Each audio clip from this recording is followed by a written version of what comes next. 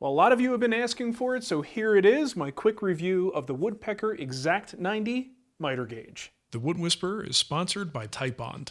It's disclosure time. Whenever I do quick reviews like this in the future, I'm going to include a disclosure so that you can make your own judgments about my potential motivations and bias. I have an ongoing working relationship with woodpeckers and occasionally do ads for them on products that I think are interesting. However, this particular gauge was purchased with my own money in order to minimize any monetary influence. So let's get it on. So I find the Exact-90 miter gauge to be a very interesting product for two reasons.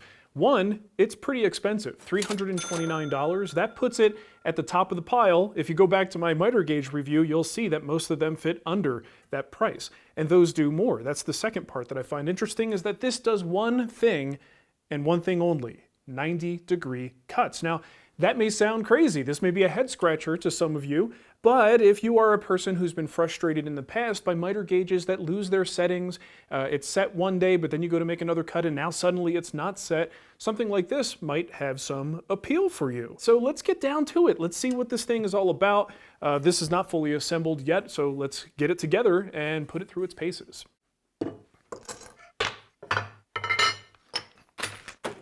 What is that? Maybe I shouldn't have thrown that one. The sacrificial fence, of course. This is the extension.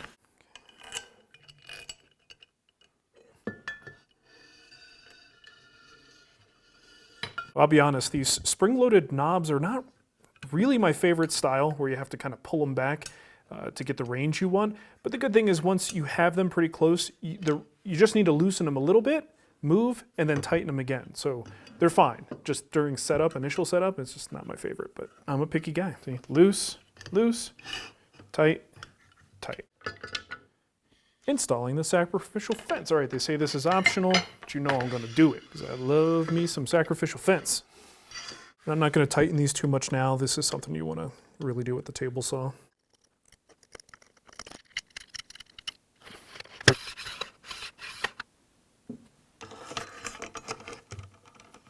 Something you didn't get to see there, batteries in my mic went out, so I turned off the camera for a bit and I started futzing with the micro adjustment here. This knob is a little bit sticky when you first get it. I had to mess with it for a little bit to loosen it up, and now it's just fine. But initially I actually thought there might only be like a 32nd of an inch range here, which makes no sense. But I did finally get it to move, and it's not so bad now, but my fingers, my fingers paid the price, because this knob does want to hurt your fingers if it is sticky. So if it's sticky, just use it a little bit, it'll loosen up. All right, now this doojobby I'm very interested in. It's called the flop stop, and the idea is it's kind of a hold down that is intended to support your work when you have to pull the miter gauge really far away from the table, which is a sort of functionality that you don't normally find on miter gauges. And I imagine this is something you really only attach when you actually need it. Now, before we head to the table saw and finish this calibration and setup, I do want to let you know that when I first received this, the miter bar was a little bit out. I put it into the table saw and saw that it was kind of sticking above the surface. It didn't look right. So I put a straight edge on it, and it turns out that this miter bar is just a little bit bowed. So of course I contacted Woodpeckers, and they immediately sent out a replacement. The replacement is fine. It's nice to read when you see notes like this on a packing slip. It says, "Must inspect miter bar for trueness. So-and-so," I'm not going to say the person's name, "will give it the final inspection when ready. Please pack very well." That's just nice to see. I've had replacement parts recently in a miter gauge shootout that we did. The replacements were never even checked before they were sent to me. This one was, and I kind of love that. Now, will you get the same treatment from Woodpeckers? Is it just because I do YouTube videos? I don't think so. I've talked to a lot of people who have had customer service experiences with Woodpeckers, and it's always good news. It seems like they really stand behind their products. They're not going to give you a bunch of crap. They're going to fix it and get you back to woodworking. Now, if you saw my big miter gauge review recently, you kind of have an idea of the things I'm going to do. Here, we're going to get it calibrated, set up, and just look at all the different aspects of running this miter gauge. So in the slot, I can tell you already, this is the first one, even considering all those other ones that I tested. This is the first time the miter bar actually seems like someone set it up for my saw. I'm not really sure if that's really the way it's intended to work, or it just happens to be the case. It's a little tough to move, but I kind of like that, because that's zero slop. This thing is not going anywhere. Of course, at this point, we're going to want to move our fence out of the way of the blade. And I can tell you one of the first things I notice here, you might remember in the other miter gauge review that there was at least one fence that was not, the tape wasn't gauged correctly to account for the fact that your fence can't touch the blade, right? Well, they have done a really good job here of subtracting 1/8 of an inch from the end of that rule, and it totally compensates for the gap that you're gonna have there, so that's always good. Right now, actually, I'm gonna pull this out because I wanna see what this miter bar is all about here. First thing I can tell you, this is the only one I've ever seen on a miter bar that actually has 2 washers. These are the washers that prevent the bar from being pulled up. Normally, if you have one, it's only at the very tip. Having 2 of them, I'm guessing, is going to help stabilize for when you're using that flop stop, whatever they call it. If you need to pull the gauge really far out, having 2 of them is probably gonna make it more stable, but we'll find out. Now, I actually went to look at the adjustment mechanism for tightening this guy to the miter slot. Well, there is no adjustment mechanism. This is really interesting. They have these nylon springs along the bar that flex out far enough that, as I understand it, it's going to give you registration in any standard 3/4 inch miter slot. And there's just enough range and enough spring to these that it should do the trick. And that's why it fit perfectly when I put it into my miter slot. So as you can see, I didn't do a whole lot of research ahead of time on this one. I'm kind of learning about this as I go, but I gotta say, that is an impressive concept for a miter bar. And I think anyone who makes a miter bar, as long as this holds up over time and it doesn't loosen itself over time, that's gonna be the real test. As long as that doesn't happen, this is the miter bar to beat. So the manual has a bunch of instructions for how to calibrate the measuring on this to make sure all the numbers are correct. I don't need to worry about that at this point, but the information is there if you need it. I'm curious how far we can go with this extension. So of course your capacity changes depending on where your stop is, but I'm getting about 48 inches on this, and that's almost the same as the longest one that I know on the market, which is the Incra 3000 SE, which is at 49 inches. That's really impressive. All right, so now let's raise the blade up, check for square. Man, that's close. I keep thinking I see a little hairline gap down here, but when I put a little bit of pressure on it, it kind of closes that up. I don't even know that I would want to mess with this because it's so darn close. Let's assume it's not perfect. Let's pretend it's off. Now, while this thing only does one angle, thankfully, they did not assume it will always come out of the factory perfect and dead on calibrated, because there is a way to calibrate it. So you just take this little Allen wrench here, and I see 2 arrows telling me I can go one way or the other. I'm assuming it's some kind of a cam adjustment that will allow us to make changes. I would also assume I need to loosen the handle to do this. Okay, yeah, there's not a, I mean, the range is pretty small there, but you shouldn't need a lot, right? This thing should be milled close to 90. So I don't know if you could see that, but it's just a little bit of motion there, one way or the other.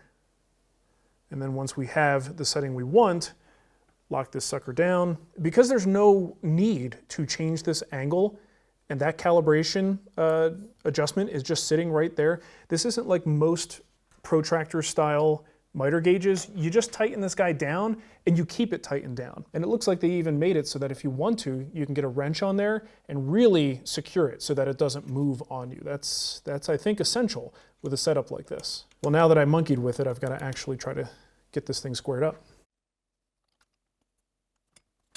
That looks good to me. And since they put that there, I'm going to assume they want me to do this. And I'm going to snug that bad boy up a little bit. Not much, but there. Now that could make the difference between something that loses its settings and something that doesn't. And it didn't move at all after I tightened it down. Still perfectly square. All right, so now let's just do a little bit of use and abuse, and then we'll be able to check our settings again afterwards.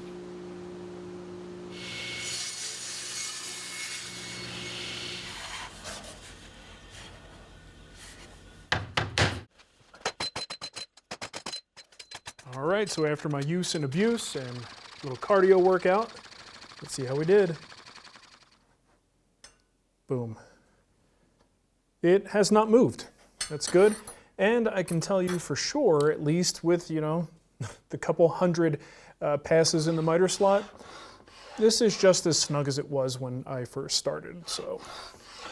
Now, I'll tell you, the most pleasant surprise that I've had with this unit is the cross-cutting capacity. I didn't really think that that's what they were going for, but it's pretty clear when you look at a couple of things, you could see they didn't just want to make this like most miter gauges. They wanted it to be able to almost act as something of like a panel cutting sled that you might make yourself in the shop. Well, even those, you're very limited to how far back you can go. They've done a couple things here that allow you to have greater capacity. That was a surprise. So first thing is the length of the miter bar itself. Now, if you recall from my previous miter gauge review, we looked at miter bar length and I mentioned that the real thing you need to look at is how far the miter bar extends from the front of the fence.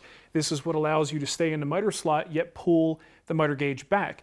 That's one aspect of it. But the second thing is on the Woodpeckers, they added this flop stop. So by putting a little bit of pressure there, when you come all the way out this far, you need to make sure that you're not tilted. That thing is what's preventing you from doing that. So they're using the size of the panel itself to your advantage. While the panel is bringing weight down, you're actually using this as a stop, which kind of lifts the fence up. Really cool idea. And it makes something that normally would not be considered good for panels, turns it into something that actually might be viable for panels. And back to that miter bar, take a look at this. This was my favorite in the miter gauge review. That's the Jessam. It's about double the length on this miter bar extending from the front of the Exact-90. And that's why it's able to handle these panels so well. All right, there it is. That is an interesting product. Before I get too much into my final summary here, I do want to point out a test that I did when looking at the other miter gauges is how much deflection is in the stop. This one's pretty darn good. Little bit of slop there, but not a whole lot to speak of. Certainly no more than the other gauges in that other test. But overall, this is interesting. I expected this to be a little bit more clear cut in terms of my recommendation for whether people buy this or not, because it only does one angle. I had so many people asking me, why is this not in the miter gauge review? Well, because it would have failed. When you're comparing functionally something that does one angle against a bunch of other ones that do countless angles, it wouldn't have stacked up and the price is too high. It just would not have done well, but I think it sells the product short. This is a product that there are certain people who will look at this because of frustrations they've had locking in 90-degree cuts. They will see what this thing does and immediately jump on it. If you think it's silly to just have a product that only does one angle, what's one of the first, maybe most popular builds that someone does in their shop? A crosscut sled. One of my most viewed and earliest videos is how to make a crosscut sled. And how many angles does it do? One. But it does need to be recalibrated periodically, and that can be super frustrating. So I can see why people would be so frustrated that they would go, yeah, you know what? I need something that's 90 degrees, stays at 90, always at 90, and is never in question and never loosens up in the miter slot. That's what this product does. So overall, it absolutely does what the company promises. It does some things that I wasn't even expecting because I didn't look at their marketing literature prior to this. I was very surprised at the crosscut capacity this brings. That actually takes this from the world of just a simple miter gauge that does one angle. It also takes it into, well, now this is actually something for cutting panels. Now, I never cut large panels with a standard miter gauge. Any other miter gauge on the market, taken as is without modification, will not allow you to cut panels that wide. So this is not only doing miter gauge jobs, but it's also doing panel cutting jobs. So that is quite impressive.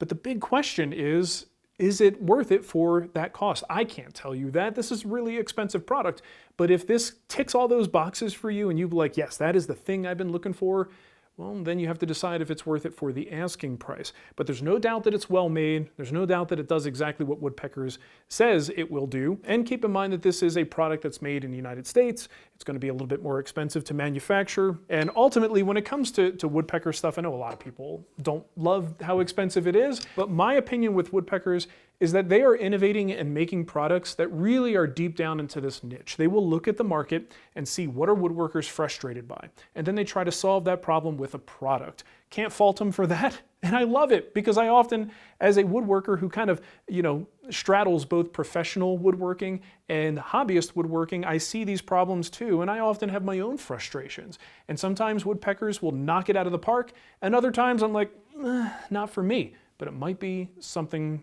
that someone else will want, Overall, does what it says it's supposed to do. Is it worth it? That's up to you. But I think this is a very interesting, compelling product. And I hope some of the things that are included in here, other miter gauge companies think about, because I would like, on my Jessam, I would like to have a longer miter bar. I want a slop flop top. I also want something that helps prevent panels from making this thing all floppy. I want to be able to cut panels with my miter gauge.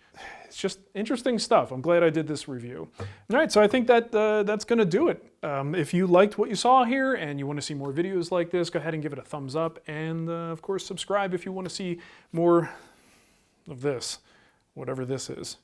Thanks for watching.